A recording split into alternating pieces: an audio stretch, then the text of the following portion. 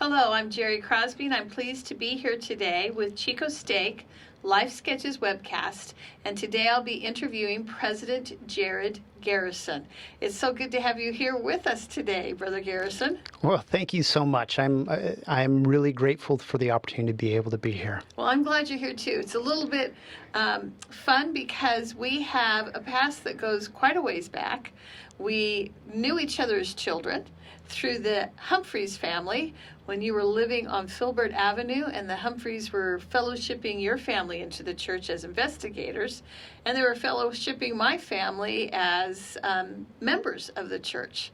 So much fun to be here again, like coming full circle. It absolutely is. It absolutely is. So tell us a little bit about growing up in Chico and there on Filbert Avenue. Yeah, so I had just absolutely an amazing upbringing. Even my mom, she had some medical problems, and it kept her from having more kids, or I think she would have liked to have had more. And actually, when she got pregnant with me, she had a problem with blood clots. And so the doctor actually wanted to abort me. And so she wrote a little poem and said, you are safe with me. And they're just, she was willing to risk her life for me. And it was just, I was so loved growing up. So my brother Mark is 16 years older than I am. And then my brother Doug, who's the closest in age, is 8 years older. And so I grew up with almost parent age. And so I had the most incredible childhood with all kinds of love in the home. And we lived there on Filbert, which was right in between the Bidwell Park and Lindo Channel or Sandy Gulch. And so spent a lot of time playing in both of those and lots of time outside. And just absolutely had a wonderful upbringing. I have very fond memories of your parents. They were really kind people. They really were. They really are, yeah. That's wonderful. So, tell us a little bit about how your family got fellowshipped into the church, because, I don't know, given your age, were you born under the covenant, or did they get baptized after you were born? Yeah, so they got baptized after I was born.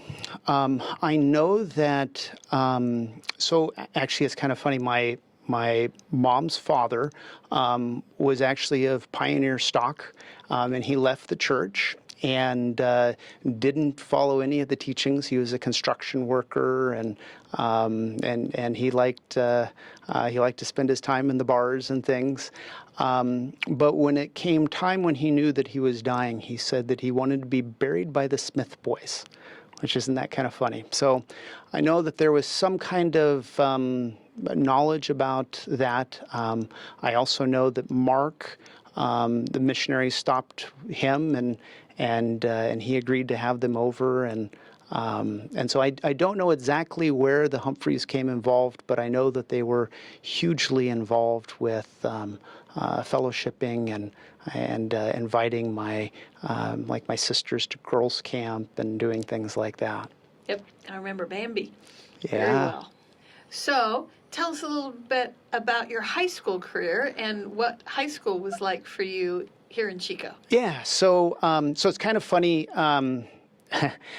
My sisters were both cheerleaders, and so I know that that I was, and they all went to PV, and so I know that I got dressed up as like a little Viking and things when I was young. But the sports were a little bit better when I was growing up at Chico High, and so and my brother Doug went to Chico High, and so I ended up going to Chico Junior and Chico High, and Brother Garrison. I can't believe you went to Chico Junior. Yeah. Chico High instead there is a little bit of a division there amongst my family with that. But did you guys have to put a stripe down the house during the Almond Bowl? Yeah. Well, once again, I think there was enough time in between the different that we didn't actually, truthfully. Much after junior high, I lived alone with my parents. And so I went from having a very, very full house to nobody being there, which was really sad and hard. Yeah, almost like being an only child. Yeah. Yeah. Besides, love and family transcends all things. Absolutely. And that's a beautiful Absolutely. thing. Even PV and Chico High. Yeah, even PV and Chico High, which is hard. It's hard. But you were quite an athlete. Yeah. Yes? So I did football and wrestling, and I was I had a great and wonderful time. I actually ended up being the Enterprise Record Chico High Athlete of the Year, and so we had a lot of fun. I had a '69 Camaro that I spent more time working on than I ever did driving, and I had absolutely a lot of fun. A lot of fun. And then did you stay here to go to school? So I did. So I started out at Butte College. I had kind of contemplated wrestling in college, but then in the end I didn't end up doing that. And so I started off at Butte College, then went to Chico State, and then actually moved away to Oklahoma. And finished up my undergrad out there. Now, I know, because we've talked before, that before you got to Oklahoma, you met the love of your life, I did. Sherry. I did. You have to tell us a little bit about meeting your wife. Yeah, so kind of funny. Lori Nation, so I was in the student ward, and when I should have been listening to the sacrament talks, it used to be that they had the wallets and everybody would have their pictures in it. And so Lori Nation was sitting next to me. I said, Lori, you got to set me up with one of your friends. And she says, oh, Jared, I got the perfect girl. Her name's Sherry. You know Sherry. And I had thought that she was talking about somebody completely different. And I said, no. I said, let me look at your pictures. I'll tell you who I want you to set me up with. And so thumbed through and I said, that girl right there, set me up with her. And so that was Sherry. Kind of funny. We actually went to the same preschool, the same kindergarten, and actually if you look at our kindergarten picture, we're actually right next to each other in the picture. That's one of those little God moments, isn't it? It was, yeah, absolutely. And she has absolutely been, she's been my soul partner. I just so grateful for her. We have just... we've had some struggles and challenges and things, but we've always had each other's back, and we've always, I think even during the struggles, I think we've grown closer together. Yeah, it's been, I really, really lucked out with marrying her. I married up for sure. Now, it's clear that you were smitten right from the get-go. Was she? That's a good question. So there was... Her parents didn't like me. That was for sure. So it's kind of funny. So my mom felt like I was too conservative, and so she encouraged me to grow out my hair. And so I had a mullet that was midway down my back, and and so and I had a leather jacket, and her parents didn't really think that was so good, and so her parents definitely didn't. And I think there was a little bit of hesitation. There was more than a little hesitation on her part, but yeah, it all ended up. You won them over. At least I won her over. I have won her parents over. Yeah. And sometimes that's the way parents are about their precious daughters. It is. And that's okay, too. Yeah. And to be honest, there was, her mother was raised as an evangelical preacher's daughter. And so there was some concerns about the church, and so there was definitely some of that too. So she was a convert. She was. Okay, so and that certainly creates friction in some homes, and it definitely did there. And you have to just be patient and let them know how much you love your Savior. Yeah. Yep. So you said you went on to Oklahoma. Tell us what drew you to Oklahoma and what your experience was there. Yeah, absolutely. So. So my brother Mark, his wife owed some time back to the military, and so she got stationed in Fort Sill, Oklahoma, And so my brother started practicing there, and they liked my brother so much that when my brother Doug graduated from residency, they made an offer to him that he couldn't refuse. And so he ended up practicing out there. And then about that time, my brother-in-law, Mark Knudsen, yeah, we call him Mark K to keep him separated in our household. But Mark Knudsen and my sister Bambi, they moved out to Oklahoma, and then we moved out. Sherry and I moved out to Oklahoma about 2 weeks after we got married, and I think it was the first time Sherry was actually ever out of the state of California. And we made the drive over to California, which was a little bit crazy, but and so most of my family was out there, and actually it ended up that my mom and dad ended up moving out to Oklahoma as well, and so we were all out there. It was, for me, it was a wonderful opportunity. I got a chance to see open heart surgery, brain surgery, and lots of babies delivered, and just things that just I wouldn't have had that kind of opportunity for exposure to medicine without going out to Oklahoma. Yeah. But, okay, so you're going to go be with your already doctor brothers. Yes. But you're still a struggling medical student. I was, yeah. That's well, a very different experience. It was a different experience, yeah. So yeah, I hadn't. We moved out to Oklahoma, and I finished up my college out there, and then applied to medical school and got accepted to Oklahoma State. And Mark Knudsen was a year ahead of me in med school, and actually Jared Eller.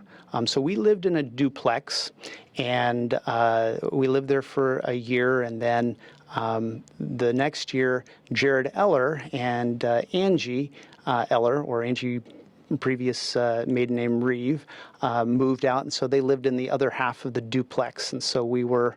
We lived there in Oklahoma, and to be honest, we had nothing. We didn't have. I remember we were so excited when we finally got a couch, and we got it from a business that had. They changed oil, and it smelled horribly of oil. But we went ahead, we put sheets and we sewed up around it, and we tried to do different things. I don't think it ever did not smell like oil, but we had nothing. But it was so much fun. It was absolutely a wonderful, wonderful time there. Yeah. And do you think that there are lessons that can be learned from those parts in our lives where things are not what we have? Yeah. And we're struggling. Yeah. Oh, absolutely. Absolutely. I think that so often we tend to think of as things making us happy, and it's not. It's interactions with people, it's family, it's being together. That is what the essence of what makes us happy is. Yeah, absolutely. Yep. And then you decided you wanted to go into general practice and do family medicine. Why that choice?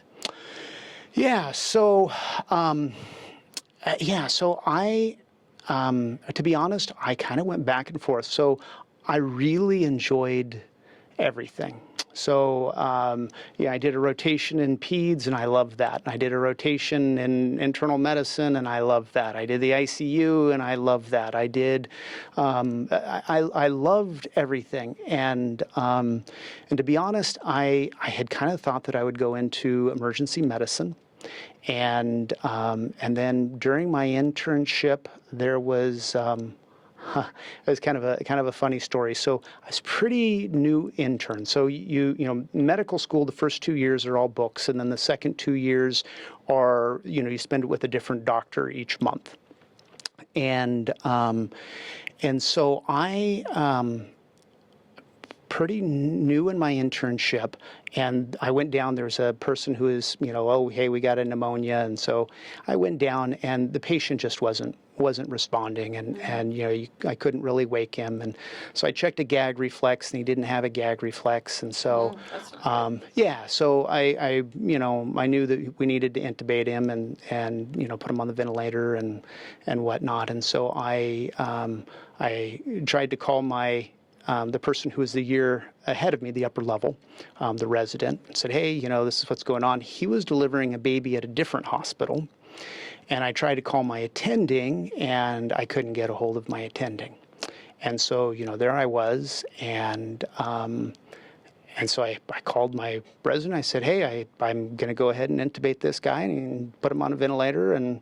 And so he said, okay, you feel comfortable with that? And I said, yeah, I can do that. And so I went ahead and intubated him, put him on a ventilator. Things were, got everything set up, kind of dialed in for him. And then I looked, and there in the waiting room were his wife and kids. And so I went and I talked to them. I knew that was the next thing I needed to do. And, in general, there's kind of a formula almost that you follow where you start with talking about, he's got diabetes, he's got high blood pressure, he's got all these different things, he smoked, and then we've got this pneumonia. And so I kind of went through and just kind of explained everything. And I told him, thought, he probably had a 50-50 chance of living, and answered all their questions.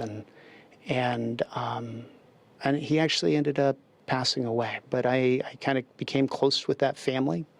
And probably a week later, I had his wife in the clinic to see me, and then the kids. I think they had like 4 kids, and then the grandkids, and I think there was about 6 of those. And I thought, this is what I want to do.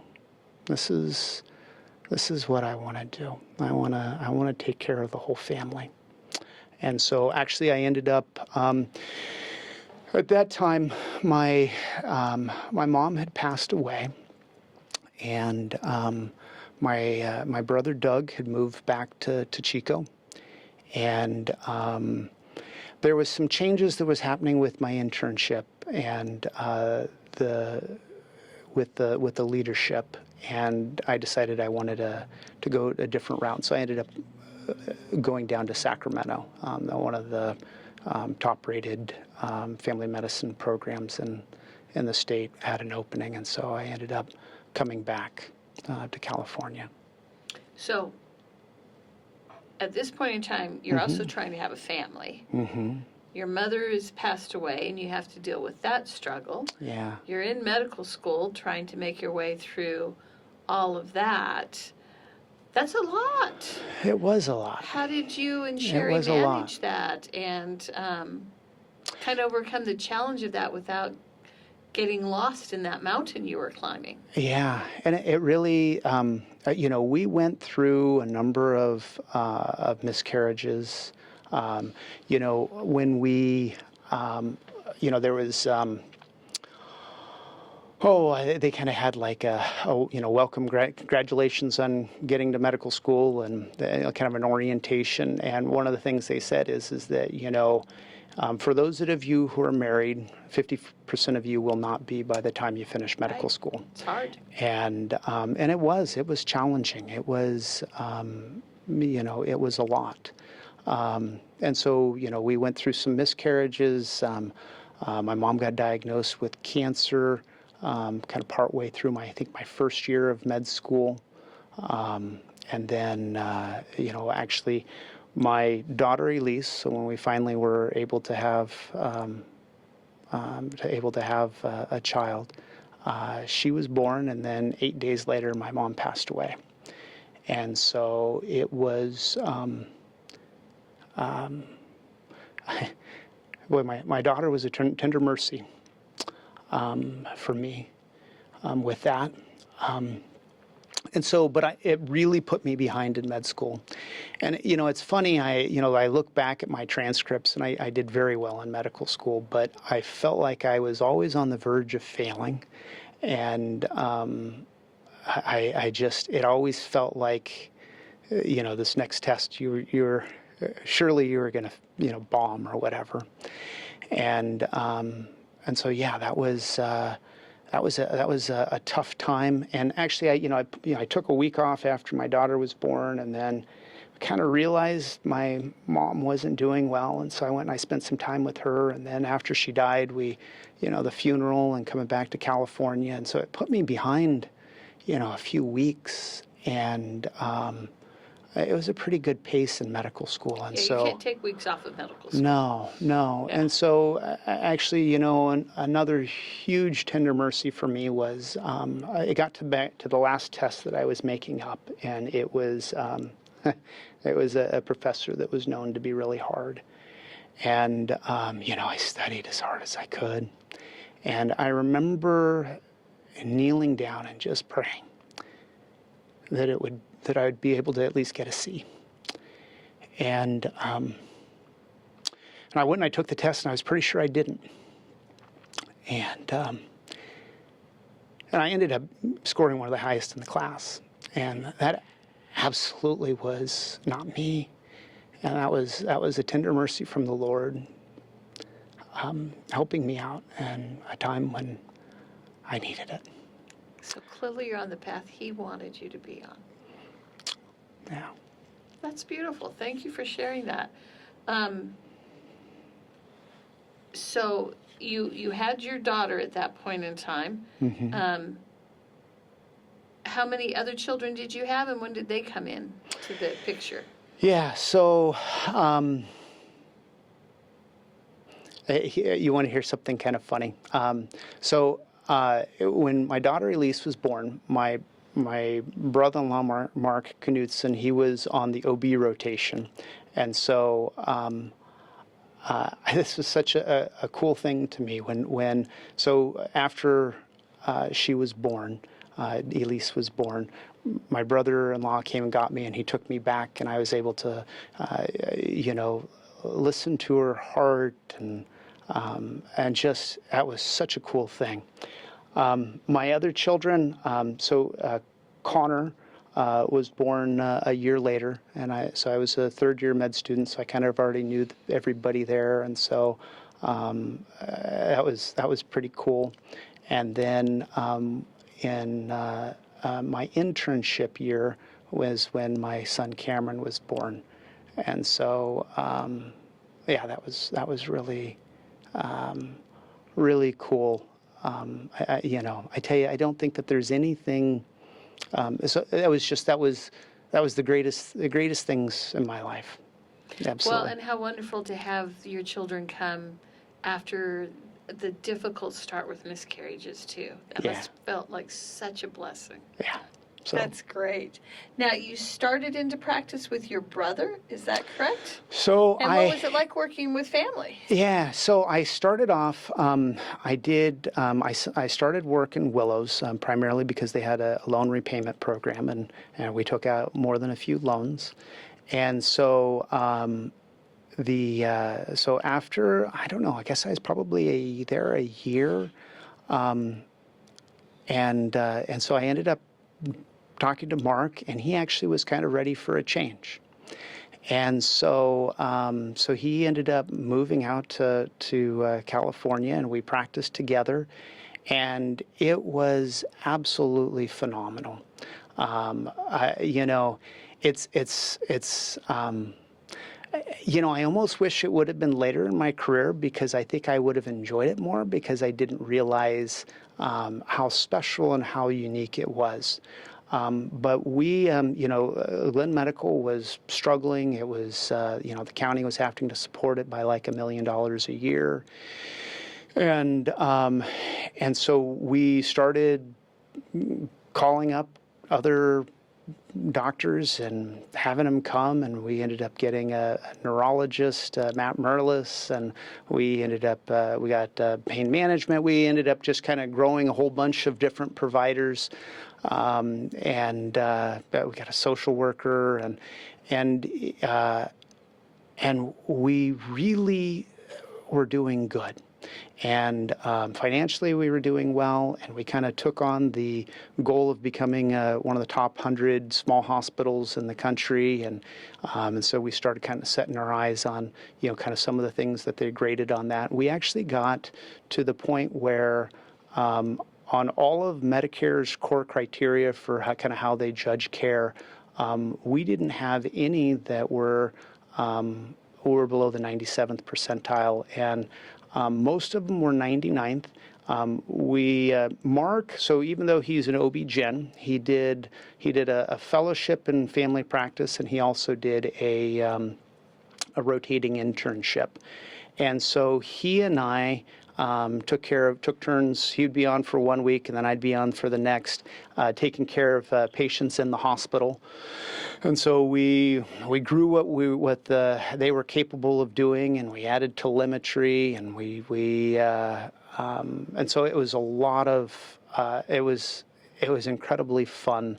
And there was about 4 of us that would get together for lunch, once or twice a week, and strategize as to what to do to make it better. So in the middle of this, you're still raising family. What are some of your favorite family memories? Absolutely. So we got into whitewater rafting, and so a lot of my favorite memories were along the river and camping and going down whitewater rafting. Lots and lots and lots of fun memories. Lots of I guess really we really enjoy the outdoors. We really enjoy the outdoors. Those routes by Bidwell Park were deep. They were deep. That's good. Yeah. One last medical question for you. We went through a pandemic in 2020, and of course most of us just experienced that as patients or as civilians. What was that like as a medical professional going through that? Yeah, so I actually was the health officer during that time for Glenn County.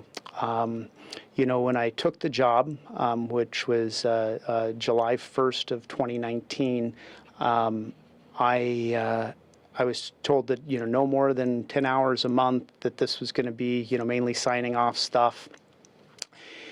And so with COVID, obviously that changed pretty dramatically. It was, I ended up changing over to doing lots of nursing home work because it allowed me the flexibility to be able to help with being more with my family more and be able to help with coaching and doing things like that with my boys. And so, 40% of those who died from COVID were in nursing homes. Right. And so, I saw that, I saw about 1 in 3 of my nursing home patients would die that first round of COVID. And it was horrible. It was horrible. And then with the health officer thing, it was really, that was difficult because there was all these different views and of course I was seeing it, and there's all this, it's fake, and for that matter, I got vaccine for being able to immunize on New Year's Eve, and so we had an outbreak in one of my facilities at that time, and so everybody who didn't, and there was just no way we could stop it. I mean, we had plastic going from floor to ceiling and all those kinds of things, and it didn't matter. It just kept spreading. And so I went through and spent most of my New Year's Eve vaccinating everybody who hadn't gotten it. And there was, maybe 1 or 2 people who ended up getting it within 48 hours. But after that, it stopped. And that was really good because we had a number of patients that were on ventilators in that nursing home. And so none of them ended up getting that, or else that would have been just absolutely a nightmare. But yeah, so I saw that. We had, regionally, it was because, the state would say, here's the rules, and then we were the messengers who were saying what the rules were, and people got mad at us. And so, Butte County, I think, went through about 3 health officers. Colusa County at one point got fired. Tehama's retired. Shasta got fired. And so I think, I mean, I was one of a few that didn't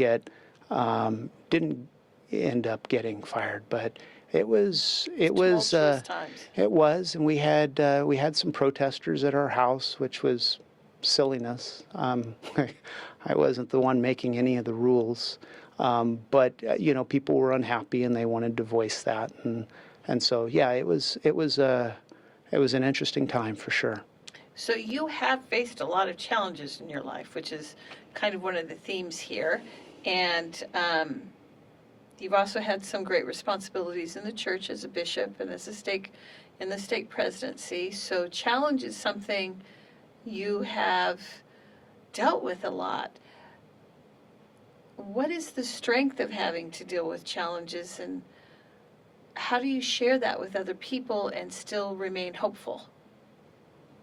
Great question. You know,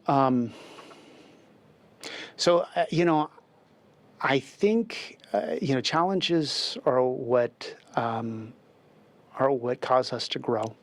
It's also what causes us to hit our knees and to seek guidance from the Lord. And so I think almost always, when you look back on those challenges, you can see the hand of the Lord. You can see good things that have come about from it. For instance, like the health officer thing. That 10 hours a month got put to 20 hours a week. And I got to learn pretty much all the big key people in the county.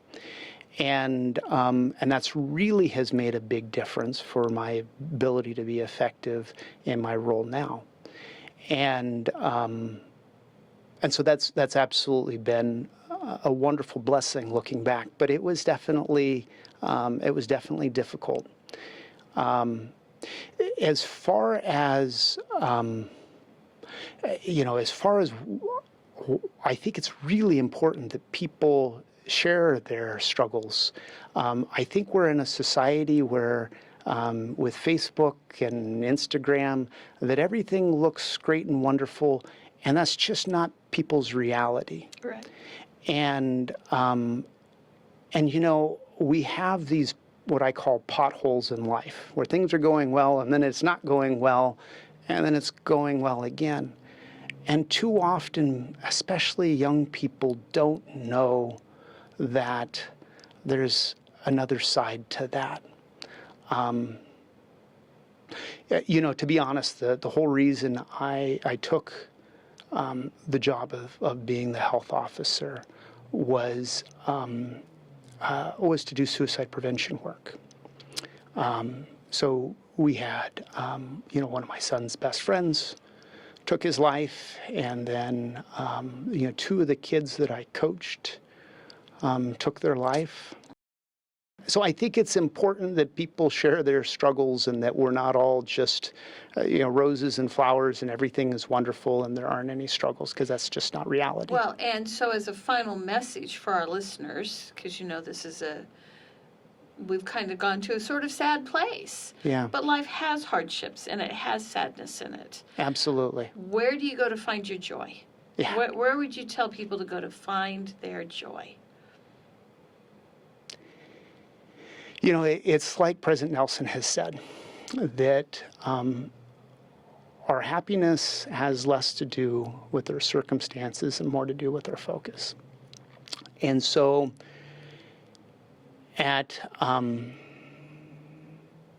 really hard point, I herniated this disc, and I had severe weakness in my left leg and there, and it was at a time with